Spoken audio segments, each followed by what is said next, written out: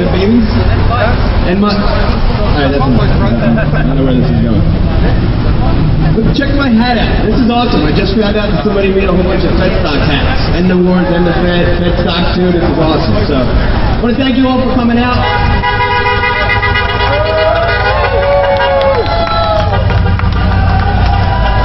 Thank you. Ron Paul love. That is some Ron Paul love. Oh, I just want to speak of Ron Paul. I just want to say something, that this is an event that is completely nonpartisan. I don't want you guys to think in any way that we're trying to endorse any presidential candidates or anything like that. I mean, we want you guys to make up your own mind. You know, I hate to think that you guys are, that we're trying to influence your decision on who you might want to pick for president. So, there's that. This is just too exciting. I got to talk to you guys so you stay on time here. As far as the schedule goes, we're here all day. Don't make any plans for the rest of the day. I don't know if we're going to leave exactly at 1:30 or show up at Buffalo Billiards at 3 or be done at 6. Doesn't matter. You're here with us. We got you for the rest of the day. I want to thank all of our sponsors. First and foremost, I want to thank Rob Pepe, because without this guy, a humongous round of applause. Without Rob, this would be... this thing would suck if you weren't here. I love you. Without Eileen Pepe... Nothing without her. Yeah, right. Definitely. Let's get Rob out of the doghouse and give a big shout out to Eileen. Well, forget about the doghouse. That's the truth. Alright. I also want to thank... he just walked up. Everybody wave to Adam Kokesh and say hi. Adam first to man. What's up, brother? I also want to thank Ernie Hancock, who's conveniently next to Adam.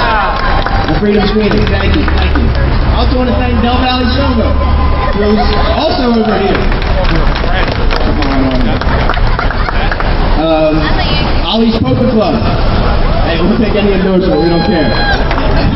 The Boston Tea Party. People all the way from Massachusetts help sponsor this event. So, look, really the idea is, I appreciate everybody that came from out of town. And, there's people from Virginia, Baltimore, Boston, all over the place.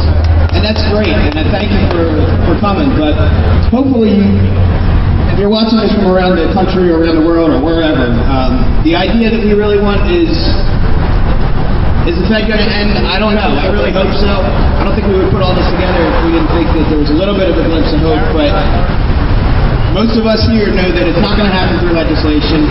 We can try to convince people to look at the Fed and look at the one thing that we all have in common, which is Federal Reserve notes. But what we're trying to do is just get people's attention to the Fed, and this is going to be fun. We got thousands of flyers to hand out, and we're going to put you guys to work today as we march through the city. More importantly, this is about 80% of networking. That's really what this is for. Our group has about 700 people locally here in Philly, so a few people that follow us, but there's a lot of good people here. There's entrepreneurs, there's people that, the guy that does my heating is filming me right now. All the stuff that's done in my house, he takes care of it for me. So we got to use each other, because the only way that this thing's going to end is let's just ignore it out of existence. So that's the idea here. The metaphor that we're sending is to turn your back on the Fed. So we're starting here at the march. We're done coming to them to tell them what our problems are. We're here to tell them that thank you. You guys can do what you want. You can have your fiat currency. You can have your global currency. But we're turning our backs on you. We're looking for other alternatives. I don't mind telling you, I don't know what the answer is, but I know that it's not what's working right now. Especially when there's a 25-foot tower filled with billions of U.S. shredded currency in there, and you're going to tell me that we don't have any money? Please. Anyway, with all that said, I'd like to bring up Darren. Are you ready? Okay, good. Darren Wolfe, ladies and gentlemen, is a local activist. He has he's a blogger, and his blog is The International Libertarian. He's also a peace activist, and he just started working on this project called Focus on Peace. So rather than being anti-this or anti-that, I know that the stigma that comes with end the Fed means that we're trying to be anti the Fed. We're really not. We're just pro something else. I don't care if it's gold, silver, whatever. It doesn't matter. Tomatoes. So we're focusing on something else besides what's going on. And Darren's come up with a pretty unique thing. Rather than being anti-war, very pro-peace. So without further ado, Darren Wolfe, ladies and gentlemen.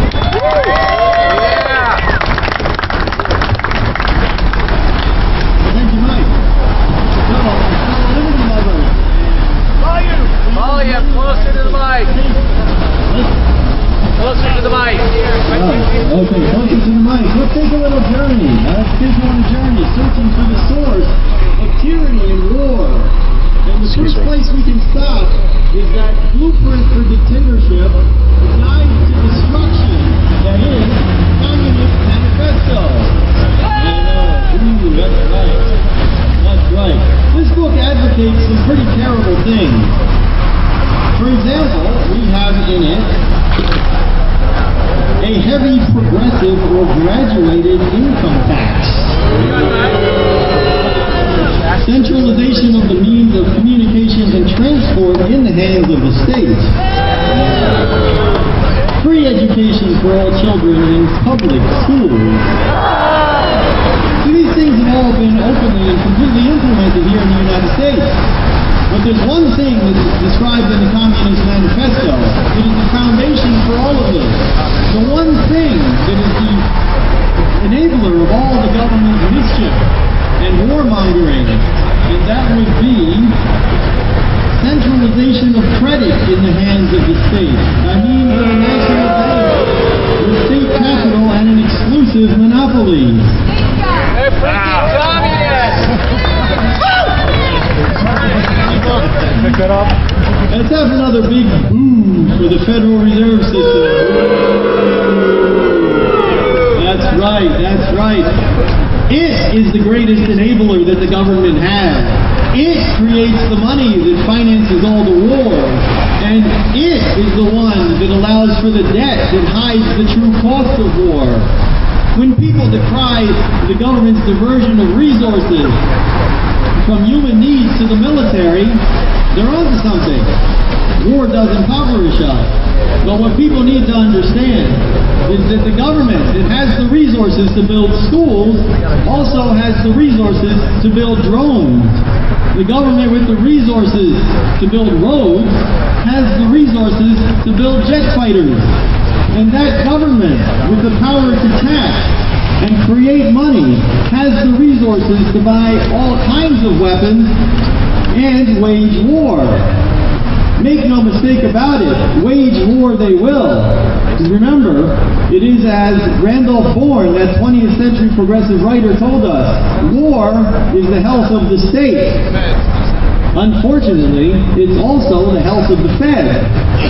During war, no meaningful reform will take place, especially a reform that will cut down the government's power. We can't hope to achieve our goal of ending the Fed while the fighting still rages. It's not enough to advocate ending the Fed. We have to advocate against war just as strongly. Now that brings up the question, what can we do about war? There is an anti-war movement. I'm sure you're all dying to go out there and join with the group that wants to take the money they're spending on the military and spend it on socialized medicine. No, of course not. That's why we've created Focus on Peace. This is a peace movement with no political agenda attached. We advocate for peace and nothing else. So now you can engage in peace activism without having to endorse the left's entire agenda. Hallelujah! So, check out our website. Zoom in with the cameras on our website. It's FOPACE.blogspot.com, FOP.blogspot.com. Join us if you live in this area. Talk to me about opening a chapter where you live if you don't.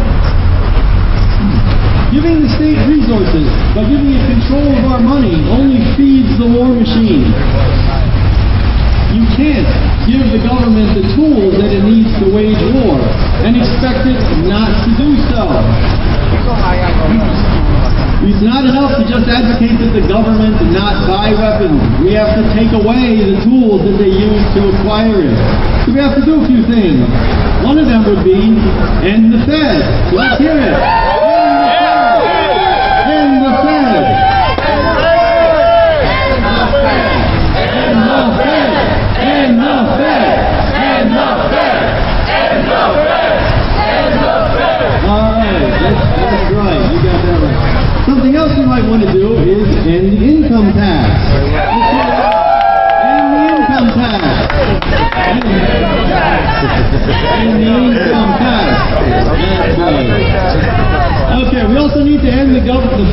government's regulatory role, its social spending, and its police powers.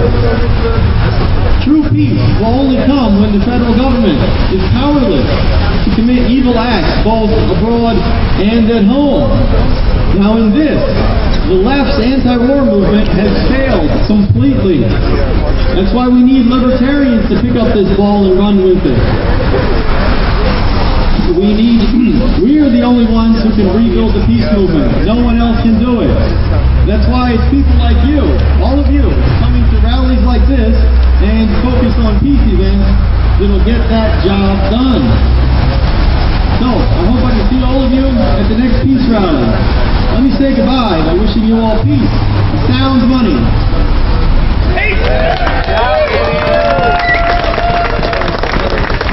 Give it up for Darren Wolfe. Everybody say peace as we leave the stage.